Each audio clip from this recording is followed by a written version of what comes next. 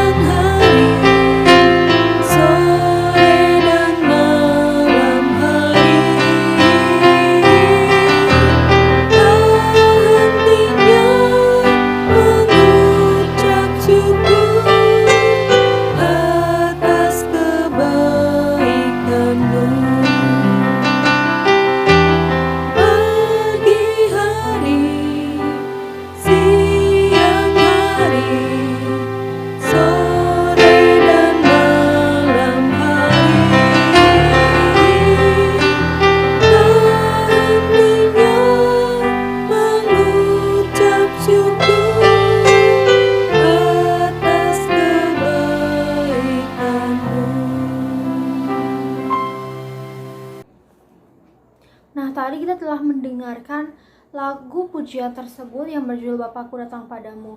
Oleh karena itu, mari kita berdoa secara bersama-sama sebagai pembuka sebelum mendengar dan membaca firman Tuhan secara bersama-sama. Mari kita bersatu dalam doa. Ya Tuhan, terima kasih untuk kesempatan yang masih Engkau berikan pada kami semua hingga hari ini. Terima kasih juga untuk nafas kehidupan yang masih Engkau berikan pada kami hingga saat ini ya Tuhan. Ya Tuhan, pada hari ini kami akan melakukan renungan secara bersama-sama dan membacakan serta mendengarkan sedikit dari firman-Mu ya Tuhan. Biarlah apa yang kami dengar, apa yang kami baca dapat kami terapkan dalam kehidupan kami sehari-hari, dapat kami renungkan secara baik-baik ya Tuhan. Ya Tuhan, biarlah apa yang kami kerjakan pada hari ini, apa yang kami lakukan pada hari ini tidak berlalu begitu saja ya Tuhan.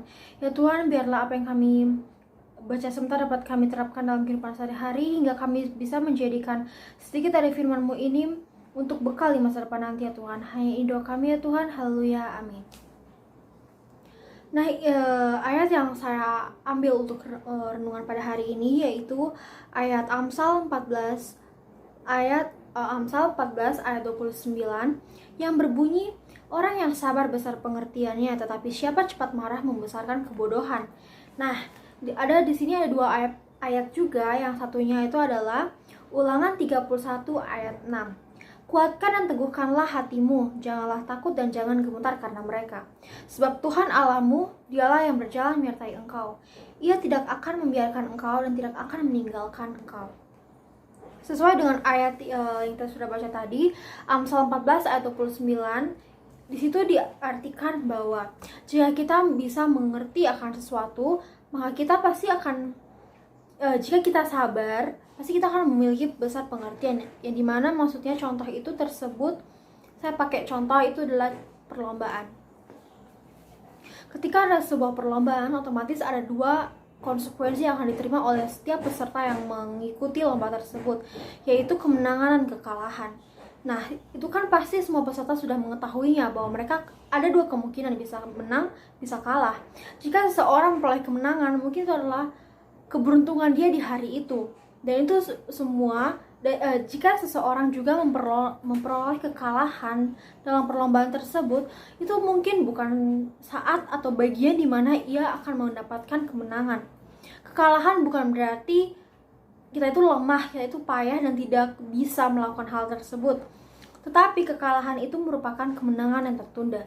Mungkin kita kalah dalam bidang tersebut, tapi bisa saja kita menang atau kita memiliki kelebihan dan menguasai di bidang lain. Jika kita bisa menerima kekalahan tersebut dan kita sabar menanti kemenangan akan datang itu dari Tuhan, pasti kita mengerti di mana kita bisa melihat itu dari sudut pandang yang berbeda. Namun jika kita kayak belum bisa menerima sesuatu itu, apa yang kita dapat dari hasil kita sendiri, pasti kita akan marah, mungkin menyalahkan orang lain. Nah, di sini sikap itu tidak dibenarkan. Karena apa? Kemenangan dan kekalahan itu diperoleh dari usaha sendiri, dari diri kita sendiri, dari seberapa besar usaha kita yang kita lakukan, dan juga seberapa besar upaya yang kita maksimalkan dalam mengerjakan atau mengikuti lomba tersebut. Namun semuanya kembali ke tangan Tuhan. Jika Tuhan berkata kita akan menang, pasti kita akan menang bagaimanapun caranya itu. Tapi perlu diingat lagi bahwa kemenangan diperoleh bukan hanya dari Tuhan, tapi juga dari kita, dari usaha dan dari niat yang ada. Tapi kalau kita cuma mengerjakan asal-asalan dan tapi kita juga menganggap remeh seseorang, menganggap bahwa kita itu yang paling bisa, yang paling mengerti, dan yang paling hebat di antara yang lain, itu bisa membuat kita jatuh. Mungkin baik kita tuh lebih hebat dari orang lain, tapi bukan berarti kalau sehebat apapun kita, tapi kalau Tuhan menakdirkan kita nggak menang, kita nggak bakal menang. Dimana ada yang bilang bahwa kesombongan bisa membawa kegagalan. Dari situlah kita harus menyadarkan diri bahwa jangan terlalu menganggap remeh seseorang, memandang rendah seseorang, karena setiap orang itu pasti punya standar kelebihan masing-masing, dan tidak semua orang memiliki sesuatu yang kelebihan atau keistimewaan yang sama. Sesuai juga di Ulangan 31 ayat 6 yang tadi kita sudah bacakan, yaitu kuatkan dan teguhkanlah hatimu, janganlah takut dan jangan gemetar karena mereka. Sebab Tuhan Allahmu dialah yang berjalan menyertai engkau, Ia tidak akan membiarkan engkau dan tidak akan meninggalkan engkau. Sekalah apapun kita, sesering apapun kita memperoleh kegagalan, jangan pernah takut untuk bangkit, untuk bisa memulai sesuatu yang baru dengan usaha dan niat yang lebih tulus lagi. Karena percayalah, setiap usaha itu tidak akan mengkhianati hasilnya. Kembali lagi ke hati kita, apakah kita melakukannya semua dengan tulus, ikhlas, atau dengan terpaksa. Semaksimal apapun kita mengerjakan atau melakukan sesuatu, namun jika kita melakukannya dengan hati yang terpaksa, semuanya tidak akan berjalan gitu saja, dan mungkin hasil yang akan kita peroleh tidak akan sesuai dengan apa yang kita harapkan. Dari sini kita belajar untuk jangan terlalu menganggap remeh seseorang, jangan terlalu menyombongkan diri, menganggap diri kita yang paling hebat, jangan terlalu menjadi pribadi yang suka menganggap remeh sesuatu, sekecil apapun pekerjaan itu. Dan jadilah pribadi yang sabar, jadilah pribadi yang mengerti, di mana kita bisa melihat segala sesuatu yang terjadi itu dari sudut pandang yang berbeda.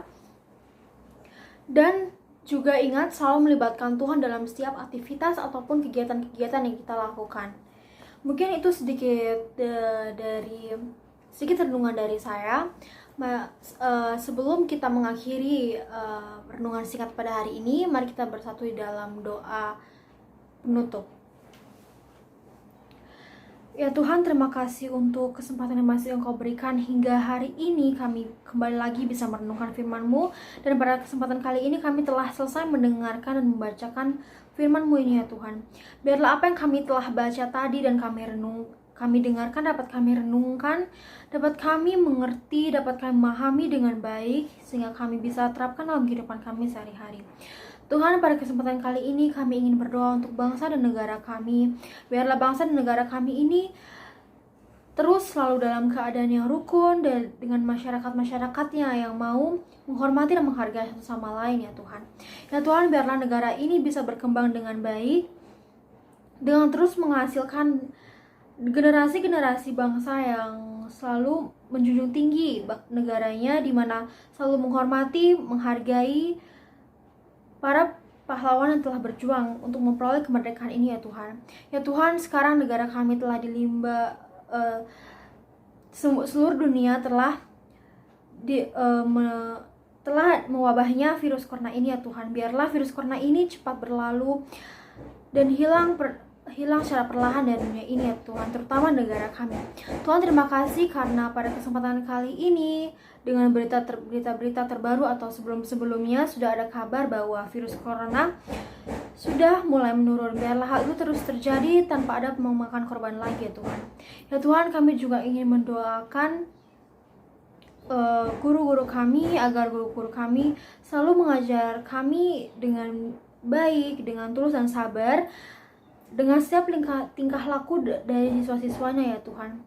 Biarlah apa yang semua guru kami ajarkan, apa yang semua guru kami lakukan bisa menjadi bekal yang baik untuk kami sebagai siswa-siswi ya Tuhan.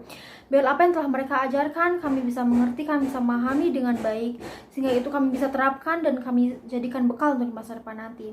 Kami juga berdoa untuk orang tua kami ya Tuhan. Biarlah orang tua kami selalu diberi kelancaran, kemudahan dalam memperoleh rezekinya, dan ketulusan dan keikhlasan dalam melakukan kewajibannya ya Tuhan. Berilah mereka kesehatan, panjang umur, dan kami semua ya Tuhan. Ya Tuhan, kami ingin berdoa untuk siswa-siswi ya Tuhan, biar kami sebagai siswa-siswi dapat menjalankan tugas dan kewajiban kami dengan baik, bisa memperbaiki diri kami menjadi pribadi yang lebih baik lagi, lebih disiplin dan lebih bertanggung jawab lagi ya Tuhan. Mungkin hanya ini doa kami ya Tuhan. Haleluya, amin. Mungkin itu sedikit renungan singkat untuk hari ini. Semoga bermanfaat. Tuhan berkati. Shalom.